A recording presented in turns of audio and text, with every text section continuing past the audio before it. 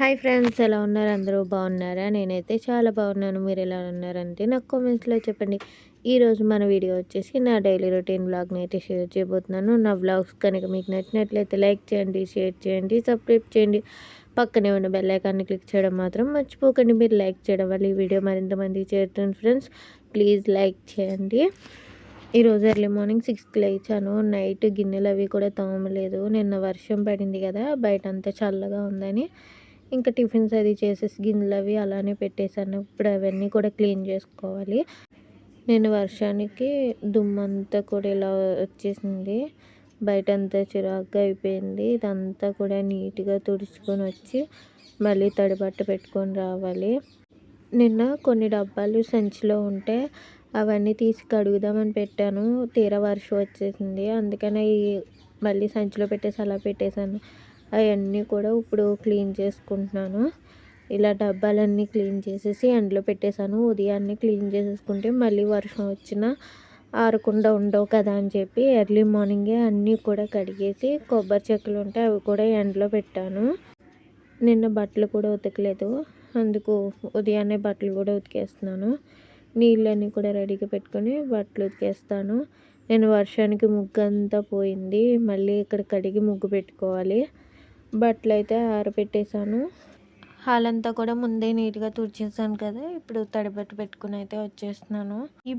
ఈ బయట కూడా టైల్స్ కదా, చిన్న మరక పడినా కనిపించేసి చిరాగ్గా కనిపిస్తుంది. గొచ్చి అయితే అంత ఇబ్బంది ఉండదు.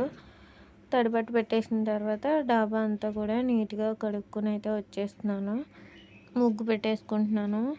ఇంటి ముందు ముగ్గులు పెట్టుకోకపోతే ఆ కళే ఉండదు. సింపుల్గా ఇలా ముగ్గు అయితే వేసేసుకున్నాను. ముగ్గు వేసుకుంటే ఆ ఇంటికే కళ వస్తుంది. ఈ పని అంతా అయ్యేసరికి 9:15 అయింది. అప్పుడు ఫ్రెష్ అయ్యి పువ్వులు కోసుకొని దేవుడికి పూజ అయితే చేసుకుంటాను. మల్లెపూలు మొన్న ఆకులన్నీ దూచేసాం కదా, ప్రతి కొమ్మకి కూడా చిన్న చిన్న మొగ్గలు అయితే వేసేసినాయి. మళ్ళీ మల్లెపూలు ఎక్కువగా పూస్తాయి. ఇంక ఇప్పుడైతే దేవుడి మట్టికే పూస్తున్నాయి. చిన్న నందివర్ధనం పూలు చాలా చిన్నగా భలే ఉంటాయి. ఈ పువ్వులు రోజుకి ఒక 5-6 పూలు అయితే పూస్తాయి. అలానే కిందకి వెళ్ళి మందార పూలు ఉన్నాయని అవి, అలానే ఇవి తెల్ల పూలు, ఏం పూలు అంటారో కూడా నాకు తెలియదు. ఆకు మాత్రం విస్తరాకు టైప్లో ఉంటుంది. ఇంకా పూలన్నీ కోసుకు తెచ్చుకొని ఇలా అలంకరించుకొని దీపం అయితే పెట్టేసుకున్నాను. తులసి కోట దగ్గర సూర్య నమస్కారం చేసుకొని సోడిజావ మజ్జిగ కలుపుకొని తాగేస్తున్నాను. చాలా లేట్ అయిపోయింది కదా, ఇంకా టిఫిన్ అయితే ఏం వేసుకోవట్లేదు. సోడిజావ తాగేసి వంట అయితే స్టార్ట్ చేశాను. ఈరోజు దుంప, ములక్కాడ, టమాటా, కోడిగుడ్లు వేసి పులుసు పెడదామని చెప్పి ఫస్ట్ కోడిగుడ్లు అయితే వేసేసాను గ్యాస్ మీద. కోడిగుడ్లు ఉడుకుతూ ఉండగా కూరగాయలు అయితే కట్ చేసేసుకుంటున్నాను. ఆ తర్వాత రేషన్ బియ్యం తెచ్చారు, అవి ఒక డబ్బాలో వేసి స్టోర్ చేసుకుంటున్నాను. ఎగ్స్ ఉడికిపోయాయి. ఇప్పుడు స్టవ్ పై ఒక గిన్నెను పెట్టుకొని కొద్దిగా ఆయిల్ వేసుకొని ఎండు చేపలు ఉంటే అవి కూడా నీట్గా క్లీన్ చేసేసి ఫస్ట్ ఆయిల్లో ఫ్రై చేసేసుకొని ఆ తర్వాత ఎగ్స్ కూడా ఫ్రై చేసేసుకొని ఒక ప్లేట్లోకి తీసుకొని సన్నగా కట్ చేసిన ఉల్లిపాయ ముక్కలు, 2 పచ్చిమిర్చి కట్ చేసి వేసాను. పులుసుల్లో ఎండు చేప వేసుకుంటే ఆ పులుసుకి మంచి స్మెల్ వచ్చి రుచి బాగుంటుంది. ఒక పక్క రైస్ కూడా కడిగి పెట్టేశాను. ఆ తర్వాత ఉల్లిపాయలు కొద్దిగా ఫ్రై అయిన తర్వాత ములక్కాడ ముక్కలు, అలానే ఎర్రదుంప వేసాను.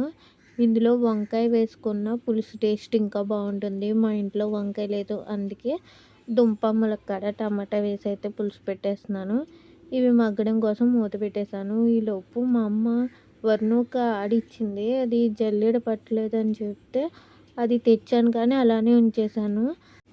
ఈరోజు డబ్బాలు క్లీన్ చేశాను కదా, అందులో వేసుకుందామని జల్లించేసి డబ్బాలో అయితే వేసేసుకున్నాను. ఇవి కూడా మగ్గిపోయాయి. ఇందులోకి కారానికి సరిపడా కారం, అలానే కొద్దిగా పసుపు, రుచికి తగినంత ఉప్పు వేసేసుకొని ఉప్పు కారం అది కొంతసేపు ఫ్రై చేసుకొని ముందుగానే చింతపండుని నానబెట్టి ఉంచాను. ఆ చింతపండు నుంచి రసాన్ని తీసుకొని పులుసు థిక్నెస్కి సరిపడా చింతపండు రసాన్ని యాడ్ చేసుకొని ముందుగా ఫ్రై చేసుకున్న కోడిగుడ్లు, ఎండు చేప ముక్కలు వేసేసుకొని మూత పెట్టుకొని ఒక 10 నిమిషాలు మరిగించుకోవడమే. మొన్న షేర్ చేసిన వ్లాగ్‌లో హోమ్‌మేడ్ పీతాంబరి తయారు చేసుకున్నాను కదా! అది మంచిగా వర్క్ అయింది. అందుకని స్టోర్ చేసుకోవడం కోసం ఎక్కువ అయితే ప్రిపేర్ చేసుకుంటున్నాను. ఒక గ్లాస్ గోధుమ పిండికి అర గ్లాసు కల్లుప్పు యాడ్ చేశాను. కల్లుప్పు ప్లేస్‌లో సాల్ట్ కూడా యాడ్ చేసుకోవచ్చు. హాఫ్‌కి తక్కువగా సర్ప్ కూడా యాడ్ చేశాను. నిమ్ముప్పు గ్లాస్‌కి సగం కంటే ఇంకా తక్కువగా ఒక 2 టేబుల్ స్పూన్స్ నిమ్ముప్పు యాడ్ చేశాను. నిమ్ముప్పు ఎక్కువ యాడ్ చేసేసుకుంటే వెంటనే కగ్గిపోతాయి.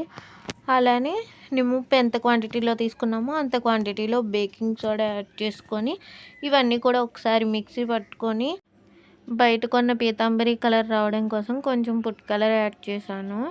ఇలా ఇంట్లోనే తయారు చేసుకుని స్టోర్ చేసుకుంటే మనకు పీతాంబరి బయట కొనుక్కోవాల్సిన పని ఉండదు.